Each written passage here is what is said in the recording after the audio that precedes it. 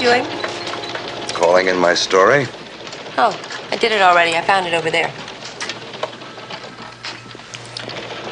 Thanks. You're welcome.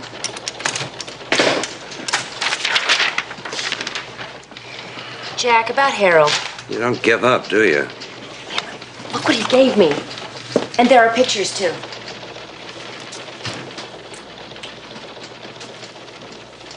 I can't believe that you actually fell for the old torn shirt routine.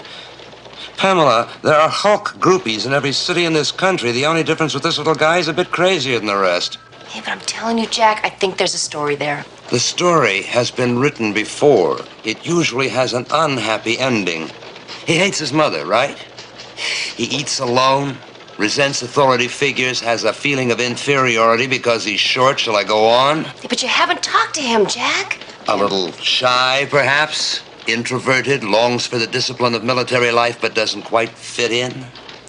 Well, you may be right about a couple of things, but I still think... Pamela, if you keep giving this guy media exposure, you're setting him up for a hell of a disappointment.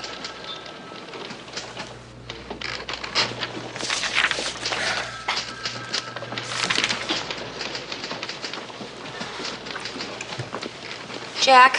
What? About the story I, sent into the copy desk. It wasn't exactly the story you had written there. Go on. I sort of, gave him my story instead. About Harold. And they accepted it? I gave them your byline. I think you had better read it to me.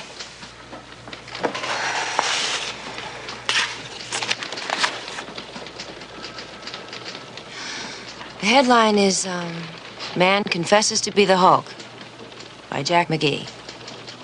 Is Harold Milburn of 618 Broadmoor Street the Hulk? Milburn, who works in the computer research department of the medical center, made this claim in an exclusive interview with the National Register. Although Milburn may not be the Hulk, he's produced substantial evidence to convince this reporter that he witnessed the metamorphosis and can identify the man who becomes the creature.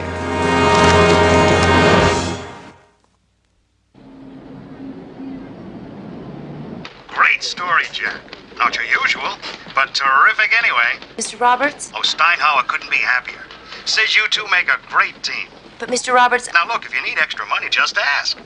Thanks. Now, what did you want, Pamela? Nothing.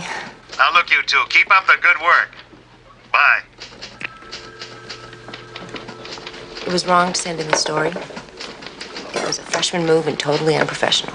I loved it. Yeah, but it could have gone either way. I could have embarrassed us both, and you deserve better than that. Well, we can use my story as a follow-up. It's just that we have to get more concrete evidence from the medical center. We? Steinhauer thinks we're a great team. What do you think? You're a good writer, Pam. You got a lot to learn about being a reporter. Well, if you'd give me your name and address, I'll be glad to send you an autograph.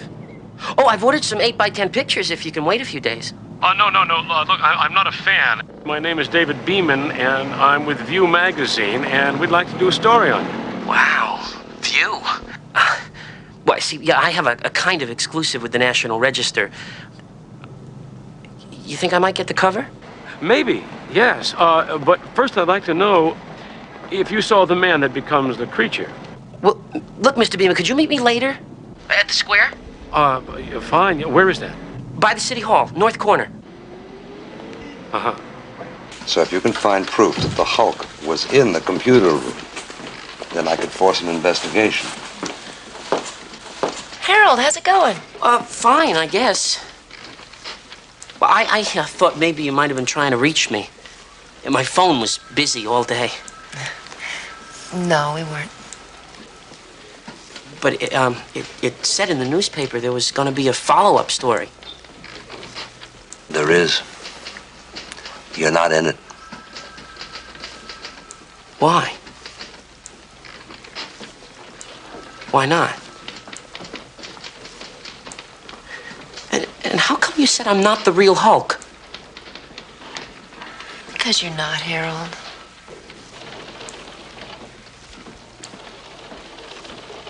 I really thought you believed me.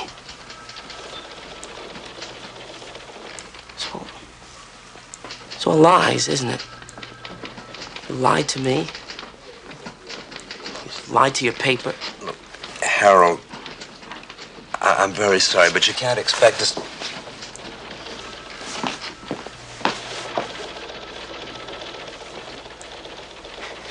You know, the funny thing is, you're right. I'm not the Hulk. But I do know who the man is. I saw the change. Just like you said. What does he look like, Harold? View magazine is going to do the story on us. That's nice. Who is he? You want a story? You come to the square by City Hall at 12 o'clock noon. I'll give you a story. Why don't you just tell us now? You forget it. I don't need you to.